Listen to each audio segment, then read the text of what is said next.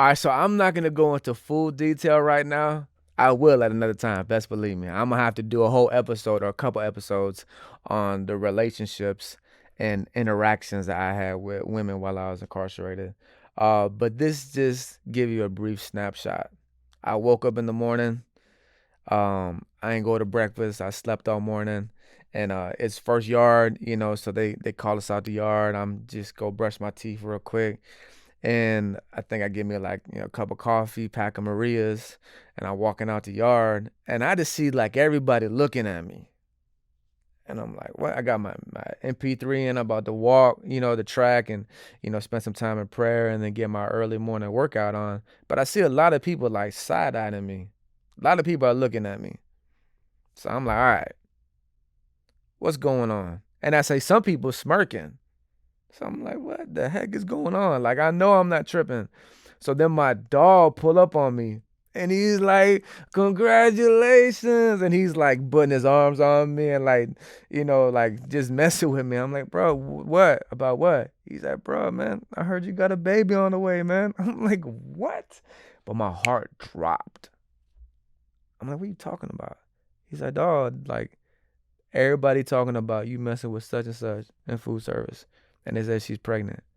I said, bro, my heart drops again. I said, bro, please tell me you're playing.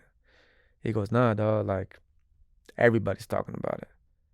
So I'm like, oh my gosh, bro. I'm terrified. I'm thinking I'm about to go to jail. Um, but she wasn't pregnant. I never even had sex with her. But I was not in a relationship, but me and this girl were talking intimately for a while, messing around a little bit.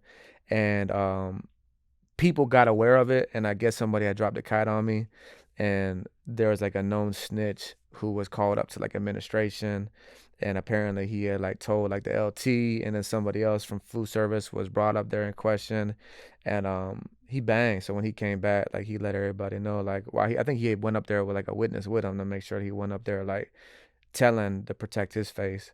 So like they both came back and like, dang, like the whole reason why they was brought up there is because like they was asking us if Testa was messing with such and such. So bam, right there, whole compound knows. Whole compound knows. So I'm cool with everybody anyways. And, people are pulling up on me and talking about it. But not everybody. Those are like touchy subjects and people are trying to stay in their own lane. They don't want to like, approach you and talk to you about it. But it's like the rumor of the morning, like the chain gang news. So I'm just like, damn, I'm scared. I'm about to go to jail.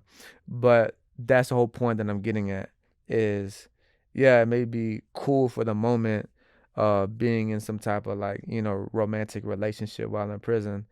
But man, it don't last long, dog. And I wasn't even having sex with the girl. I wasn't even in a relationship with her. We were messing around, we were talking. Because once again, man, I'm following Jesus while I'm incarcerated, active in ministry. God's using me to preach and teach the gospel on the pound to make disciples. And I'm wrestling with this temptation. And some of my few close homies know, who I do ministry with. And they're keeping me accountable in the situation because I'm like in a very like tempting situation because where I work at and I'm the butcher man. So I got all the privacy back there and I'm always in these back rooms with these women. So I'm telling a few of my dogs who are close to me to hold me accountable. And I'm just keeping it real, confessing my sin to them, what I'm wrestling with. But so that is an example and a brief story about how fast it can blow up in your face. Um, so yeah, but thank God though I didn't get locked up, nothing. They had no proof, and ultimately, man, I know it was just the favor and just the mercy of God, because like even the administration knew my reputation as well. They're like, yo, Testa of all people, like the guy who's out there preaching every week, and like, and I had influence on the compound because of Christ living through me, and just making disciples on the pound and grinding for ministry. But the whole reason why I say that is because once again, a romantic relationship in prison, though fun for the moment, though good. 90% of the time, 95, 99%, it's going to blow up in your face and it's going to end bad. So listen, enjoy a real healthy relationship in society. Don't go to prison because any romantic relationship is going to result to chaos, man. Stay free. Don't go to prison.